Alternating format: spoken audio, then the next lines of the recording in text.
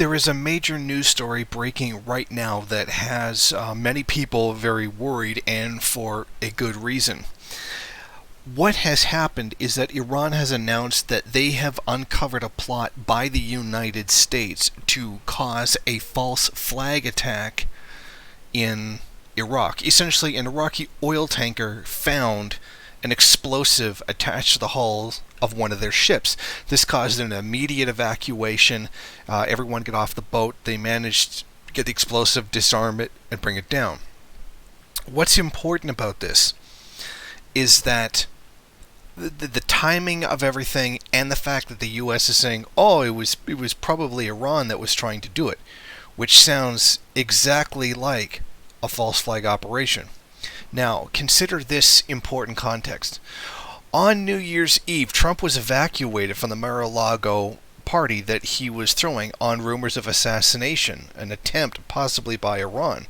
Now, originally it was seen that he was leaving to go deal with Congress, etc., but now it's been revealed that they took him out because they had, quote, received intelligence that there was an assassination attempt by Iran, that they were going to try to assassinate him, which sounds like a complete lie.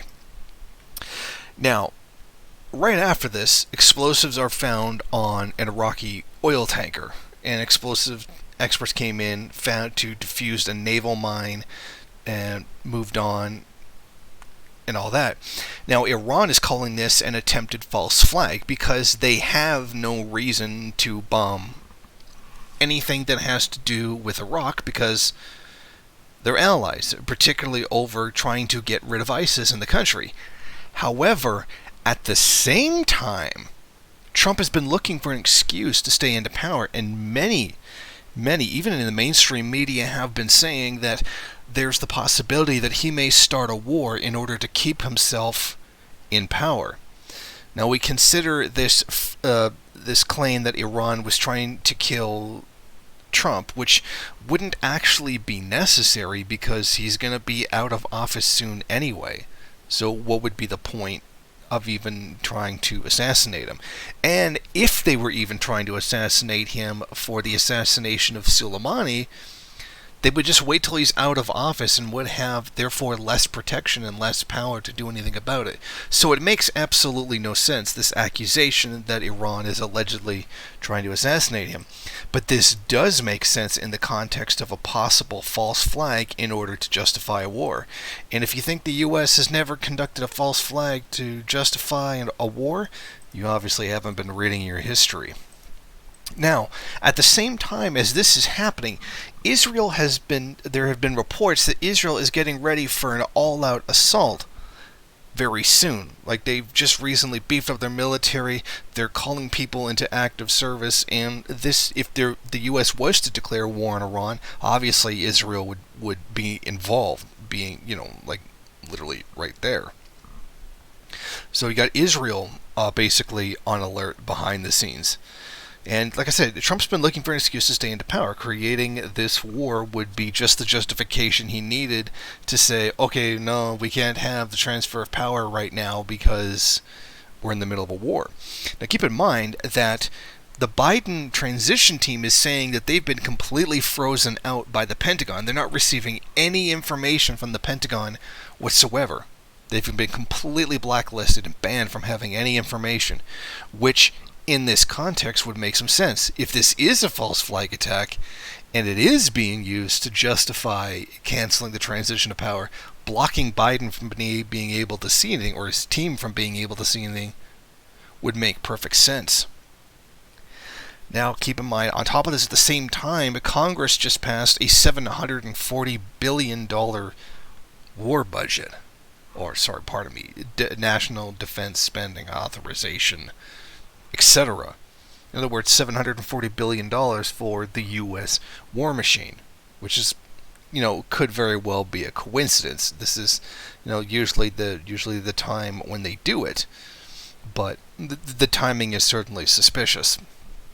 Now, many people are suggesting that, well, at this current situation, COVID is having a severe effect in the economy. And I'm certain that we're not being given the full story of what the impact of COVID has been on the economy. I'm sure we get little snippets and we get official statements, but what's really fully going on, we're probably not being told. So what we have is probably people turning around and saying, okay, well, what's helped us in these situations before? Military spending, having a war. It's the World War II that got us out of the Great Depression. Of course, that's not actually what happened. That's not how Keynesianism actually works. But I would believe that there's enough people in power and enough people in the bourgeoisie who believe that that's true. I mean, obviously Keynesianism was much more than simply war spending. But the point is, there's enough of them to believe that that's what it was, that they would be willing to do this. Okay, look, we're going to be on a massive collapse, and we need a justification for massive state spending on the military to get us out of this, because that, as we've done before, and creating this false flag would be no different than Vietnam. Plus, we also have to consider that the U.S. has wanted Iran to fall for some time. Obviously, there was the JCPOA agreement, which was intended to curtail the allegation that Iran was creating nuclear weapons. Obviously, this was false. There was never any attempt to build nuclear weapons, but Iran was essentially given a whole bunch of sanctions and whatnot that severely harmed the economy and forced them into that agreement that they wouldn't build them in exchange for relief from most, if not all, of those sanctions. Now, of course, the plan here, the U.S. knows that Iran was never really trying to build nuclear weapons, but what they were trying to do was harm the Iranian economy. Okay, so we'll get these sanctions and whatnot on them, and it's all perfectly legal because Iran agreed to them by signing the agreement, and Iran was essentially coerced into it. And there's nothing they can really appeal to because they're, by proxy, at least in the perception of legalism, is agreeing to those sanctions. Now, this hasn't been successful in cutting down cutting down Iran the way that they had intended it to. Obviously, anybody who looks at this simply at the data can tell how much the Iranian economy has expanded during that period. They have made significant steps forward, particularly in missile technology as well, which would be significant for any defense against the United States.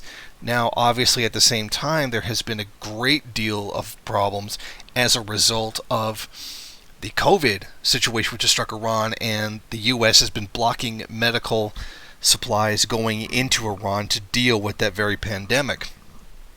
So if we've already got a situation where they're trying to undermine Iran and their efforts have failed and they need a justification for another one, now would be a good time to strike while Iran is suffering from COVID. I mean, if war is going to do anything, it's going to cause a massive spreading of COVID there. There's many people already sick, and undermines the ability to, say, draft people for war, which Iran would no doubt have to do. So I think they're looking at this from a situation of where, okay, look, this is probably when they're going to be most vulnerable because they're only going to get stronger from here. So if we're going to strike, we better strike now while we still have a possibility, had the best possibility of victory.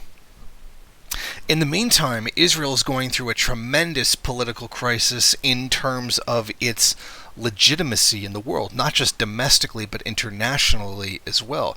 Obviously, BDS has had a significant impact on the world and the attitudes towards the Israeli occupation of Palestine and genocide of Palestinians. Now, they also have hold that in mind for a second as we consider the domestic situation. There are mass protests regarding corruption and whatnot throughout Israel right now. Benjamin Netanyahu is basically on the verge of going to prison, as well as some other people in his administration. There's very much a political crisis going on right now. And a sudden war with Iran would be a very quick solution to that to make it all go away very quickly. Well, we have a wartime emergency, dot, dot, dot. And this would shore up some of the problems with the international legitimacy of Israel. Basically, it just causes problems in the Middle East due to its colonial occupier nature. Now, let's say Iran gets knocked down, and seriously, a lot of other countries around the same area would be knocked down at the same time. Israel would have legitimacy as possibly the only standing, developed country left, and then its assistance in obviously expanding its own borders, which it would do in that kind of situation when there's no one there to stop them. And the fact that it would have a great contribution to the rebuilding of the area, that would repair a lot of the discontent with Israel right now. It would be a possibility to expand its influence and regain some of the lost political credibility that it has, and a rebuilding plan would certainly do that. And no doubt it would be at the expense of the U.S. taxpayer as well. But there's a lot of other parts of this too. Now keep in mind, the U.S. has currently said they're worried about Iran taking missiles and stationing them in Venezuela. Now I highly doubt that that's going to happen. I don't think Venezuela will do it. They should do it. If I was in charge of Venezuela, there'd be Iranian missiles in there all day, every which way. But I don't think that Iran would do that, because it would seem too much of a provocation. It would seem like it would be provoking the U.S. empire. So I don't think that they would do it. But the U.S. believes that they would do it because tactically it makes sense, because Iran and Venezuela are such close allies, and this would give Iran the ability to strike the United States where it cannot reach it right now. It doesn't have the capability of missiles reaching all the way to the U.S. mainland, but they probably could if they were stationed in Venezuela. So you have the U.S. in a paranoid mind over that. But if this war breaks out, it's not going to be confined simply to Iran and the United States. Obviously, Israel is going to get involved. And then what's going to happen then is, if this happens, Iran's going to shoot at Israel, Israel's going to shoot at Iran, and that's going to be a whole other mess altogether. And there is no doubt that Iran will fire at Saudi Arabia, because Saudi Arabia will be backing up the United States in that whole, best to call it a catastrophe. At the same time, we would see Hezbollah, and if Iran was in enough trouble, like being invaded, and Israel was already shooting at Iran, you can bet Hezbollah will be opening up a front against Israel itself. So then now we have multiple countries being involved in this, and Syria is going to get dragged into it. Other Gulf states are going to be a part of it as well, and with all these missiles flying everywhere, understand that U.S. allies in the region are highly vulnerable in two particular areas. One, in terms of petroleum products, expect the gas price to skyrocket during this time because of all the upheaval and the war. Not to mention people's desalination plants would be prime targets, because a lot of Middle Eastern countries will literally die if they don't have it, because they don't really have a fresh water supply. They need those desalination plants in order to supply their countries with water. And if you don't have water, I don't care how many guns or how many bombs you have, you're not going to survive. You can't eat explosives, and you can't drink them either. Then there's the whole analysis of what it is that's going on, like what the impacts of a war with the U.S. and Iran would be. Now we have seen from the Millennium Challenge, which I've brought up numerous times before, the projections would be that in a war between Iran and the U.S., the U.S. could expect to lose Vietnam levels of personnel within the first 2 days.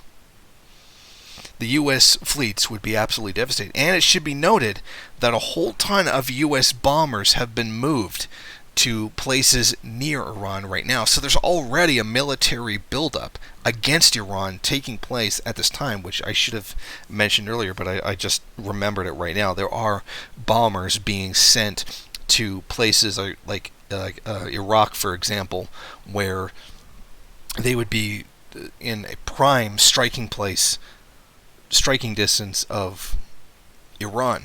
So we're looking at Vietnam-level losses of U.S. soldiers in the U.S. fleet if it were to occupy the Gulf. And these, simulations were already run a while ago when Iran even had less capacity to defend itself. So we would assume that it would be even worse now, and that in those simulations the U.S. did lose the war. And there was like a Vietnam level of losses, like 30, 40, 50, 60,000 U.S. troops in only 2 or 3 days. And this is the projections that U.S. war games analysts actually did come out with. This is what they actually expect to happen. We're looking at a very dangerous time here. This could blow up into something massive that would engulf the entire Middle East. That would be a war that could potentially take millions of lives. For what? So that Trump can stay in power? So that many of those among the economic elite can take in an astronomical amount of profits as the economy is being crushed? And even doing so, a war with Iran would very likely require, not just would want to, but would require a draft in order to do so. Because if you're looking at that, tens of thousands of deaths in only a few days, you're going to need a lot more soldiers right away to carry that out for a much longer time. And if we can be sure of anything, we can be sure that the American people will not tolerate a draft. It's not going to work. The American people, even some of the most blindly patriotic people, are not going to be willing to be drafted to go fight Iran. I mean, even the thought of seeing a bunch of, millennials and Zoomers, occupying a hill, being charged at by essentially hardened Iranian Revolutionary Guard would be pretty funny to see, and we'd certainly be getting a lot of content for Live Leak if that were the case. But let's face it, the American people won't stand for a draft. They won't do it anymore, which is why they got rid of this draft to begin with. So all of this adds up to something extremely dangerous, something that threatens to take the lives of a lot of people, all because Trump just can't accept the fact that he lost, or because the system, capitalism, or in this particular case, U.S. capitalism, cannot accept the fact that it may be about to fail because of its own inability to deal with a crisis, which shows another weakness of the capitalist system itself. And we may be facing a world war. I mean, this is assuming Russia doesn't become involved, or China doesn't become involved. This could spark into a world war because of this. Because if the world's oil supply gets put in enough danger, I can tell you, Russia and China will jump in if necessary. And that would lead to a very much a nightmare scenario that no rational person would ever want. Thank you for watching. If you like this program, then please head over to my Patreon page and set up a monthly donation. It's your donations that keep this program running. Also, if you would like, please rate, comment, subscribe, and share in various social media.